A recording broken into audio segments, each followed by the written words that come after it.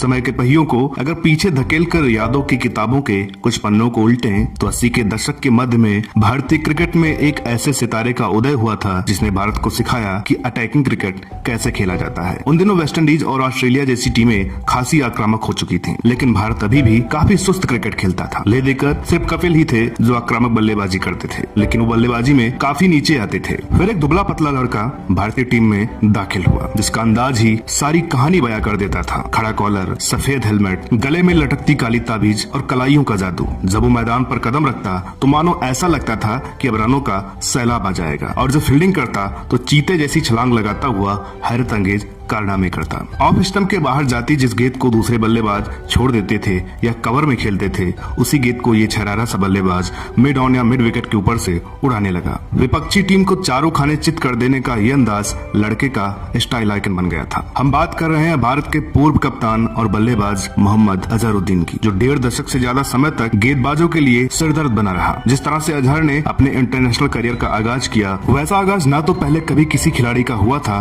और ना ही भविष्य में किसी खिलाड़ी के लिए ये कर पाना आसान होगा। लेकिन हमारे यहाँ एक कहावत है कि पुरुष बली नहीं होता है, समय बलवान होता है, और जब समय विपरीत हो जाता है तो राजा को भी रंक बना देता है। यही हुआ अजहरुद्दीन यानी कि अजहर के साथ। आखिर ऐसा क्या हुआ जो देश इस महान बल्लेबाज की बल्लेबाजी को भूल सा गया और याद रह गया सिर्फ उनके दामन पर लगी कालिख, जो बाद में धुल तो गई लेकिन दाग छोड़ गई। तो आज हम अजहर के जीवन के कई राज उकेरने की कोशिश करेंगे, साथ ही साथ जानेंगे उस घटना के बारे में जिसने इस महान खिलाड़ी के जीवन में बदनुमा दाग लगा दिया। चलिए पहले अजहर के प्रारंभिक जीवन और उनके भारतीय टीम में एंट्री की दास्तान जान लेते हैं। अजहर का जन्म 8 फरवरी 1963 को हैदराबाद में हुआ था। इनके पिता का नाम अजीजुद्दीन और मां का नाम यूसुफ सुल्ताना था। अजहर ने ऑल सेंट हाई स्कूल से शिक्षा प्राप्त की। बचपन से ही अजहर को क्रिकेट में काफी ज्यादा दिलचस्पी थी और उस दौरान स्कूल में क्रिकेट का प्रशिक्षण भी काफी अच्छी तरह से दिया जाता था। अजहर स्कूली दिनों से ही एक शानदार क्रिकेटर थे। वह दाएं हाथ के एक बेहतरीन बल्लेबाज थे, जिनकी धमाकेदार बल्लेबाजी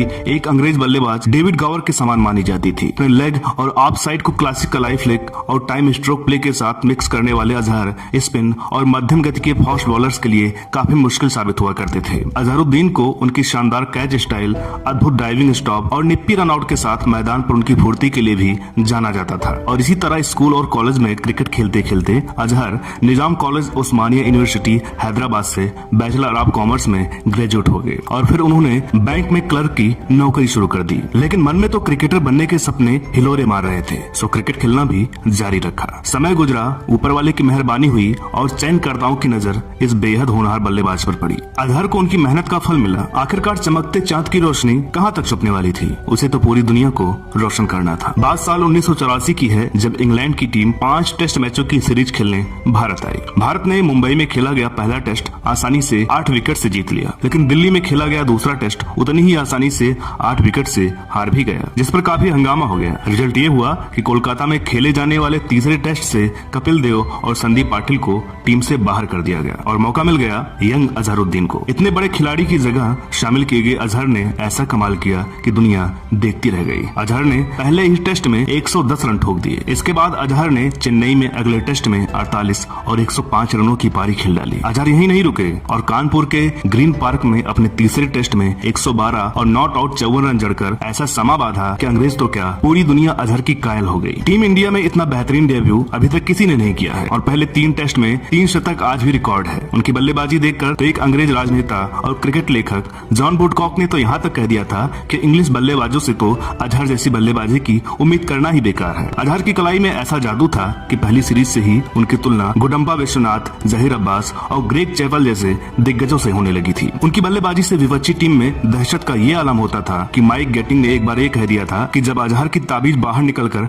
लटकने लगती थी तो हम लोग समझ जाते थे कि अब हम खतरे में हैं। अजहर इसी तरह शानदार बल्लेबाजी करते हुए आगे बढ़ने लगे। टेस्ट क्रिकेट में उनके बल्ले से बढ़कर एक शतक निकल रहे थे, तो दूसरी तरफ वनडे क्रिकेट में उनकी आक्रामक शैली कमाल कर रही थी। दिसंबर 1988 में अजहर ने न्यूजीलैंड के खिलाफ 62 गेंद में 100 रन बनाए थे, जो उस समय 50 ओवर के क्रिकेट में सबसे तेज सैकड़ा था। इसके बाद साल 1990 में अजहर को भारतीय टीम का कप्तान बना दिया गया। अजहर इस भूमिका में भी बखूबी पास हुए और उनके नेतृत्व में टीम इंडिया का प्रदर्शन निखरता चला गया। सौरव गांगुली के कप्तान बनने से पहले तक अजहर भारत के सबसे सफल कप्तान थे। 1996 में अजहर ने सिर्फ 74 गेंदों पर टेस्ट शतक जड़ा, जो आज भी भारतीय रिकॉर्ड है। अजहरुद्दीन ने 4 विश्व कप खेले और 3 विश्व कप में भारतीय टीम का का नेतृत्व किया। हालांकि उनकी कप्तानी में भारत विश्व चैंपियन नहीं बन सका। अजहर ने 99 टेस्ट मैचों में 41.03 की औसत से कुल 6,215 रन बनाए हैं। इसमें 199 रन उनका सर्वाधिक व्यक्तिगत स्कोर रहा है। अजहर ने टेस्ट मैचों में 22 शतक एवं 21 अर्धशतक लगाए हैं। इसके अलावा उन्होंने 334 एक दिवसीय मैचों की 308 पारियों में 54 बार नाबाद रहते हुए 36.92 की औसत से कुल 9,378 रन बनाए हैं। इसमें नाबाद 153 रन उनका सर्वाधिक व्यक्तिगत स्कोर रहा है। अजहरुद्दीन ने एक दिवसीय मैचों में 7 शतक एवं 58 अर्धशतक लगाए हैं। उन्होंने 229 फर्स्ट क्लास मैचों में 51.98 की औसत से कुल 15,855 रन बनाए हैं। चलिए बात करते हैं उनके निजी जीवन और उनके दामन पर लगे दाग के बारे में। अजहर ने 2 शादियां की हैं। पहली शादी नौरीन से हुई और दूसरी शादी फेमस मॉडल और बॉलीवुड अभिनेत्री संगीता बिचलानी से। पहली पत्नी से अजहर के 2 बेटे हुए। एक का नाम असद और दूसरे का नाम अयाज है। अजहर और उनकी पत्नी नौरीन के बीच शादी के 9 साल बाद तलाक हुआ।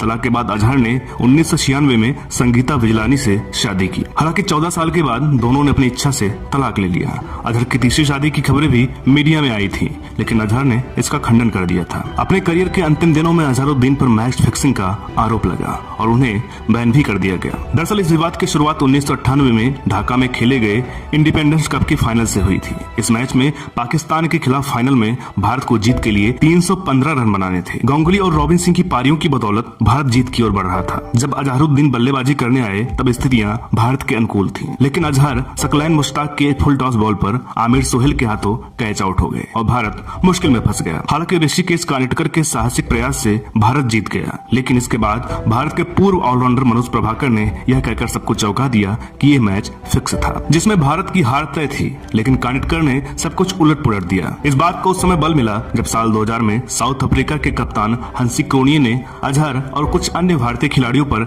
मैच फिक्सिंग का आरोप लगा दिया। 5 दिसंबर 2000 की तारीख ने अजहर के लिए सब कुछ बदल दिया और भारतीय सेंट्रल ब्यूरो ऑफ इन्वेस्टिगेशन यानी CBI ने अपनी रिपोर्ट में उन्हें दोषी पाया। इसका परिणाम यह हुआ कि ICC और BCCI ने अजहरुद्दीन को क्रिकेट खेलने के लिए आजीवन बैन कर दिया। बाद में साल 2006 में BCCI ने अजहरुद्दीन पर लगे बैन को अकालीन बताया। अजहर BCCI के फैसले के खिलाफ अदालत गए और 8 नवंबर 2012 को आंध्र प्रदेश कोर्ट ने अजहर पर लगाया गया आजीवन बैन हटा दिया। इसके बाद अजहरुद्दीन ने प्रेस कॉन्फ्रेंस बुलवाकर कहा था कि केस काफी लंबे समय तक चला और ये 11 सालों का समय बहुत दर्द भरा रहा। सालों तक कोर्ट में लड़ते रहे और आखिरकार कोर्ट ने बैन को लिफ्ट कर दिया। अजहर के दामन पर लगी इस कालिक को भले ही कोर्ट ने फैसला सुनाकर धुल दिया हो, लेकिन दाग तो दाग ही रह गए, क्योंकि अब अजहर का क्रिकेट करियर खत्म हो चुका था और रह गई वो कसक कितना शानदार क्रिकेटर होने के बावजूद अजहर का करियर 99 टेस्ट तक सिमट कर रह गया और टेस्ट का उच्चतम स्कोर 199 रन रह गया। न तो वो टेस्ट खेलने वाले खिलाड़ियों की लिस्ट में शामिल हो सके और न ही दोहरा शतक लगाने वाले खिलाड़ियों में उनकी गिनती हो सकी। हाँ, अपने 99 टेस्ट में शतक लगाकर